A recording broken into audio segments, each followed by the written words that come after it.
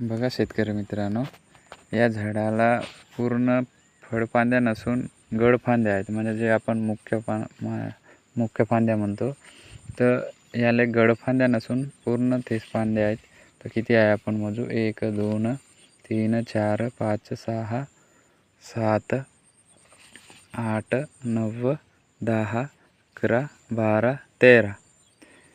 13 पर्यंत याले गळफांद्या आहेत.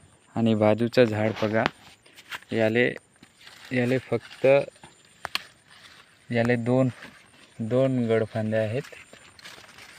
बघा, हा एक आहे, हे बघा, हा एक आहे आणि हा एक आहे. हे फळफांद्या आहेत, हे बघा. तर ह्या झाडाला कोणता झाड म्हणतात हे मला समजत नाही. कृपया कोणाला या झाडाचा माहिती असेल तर कमेंटमध्ये सांगावे.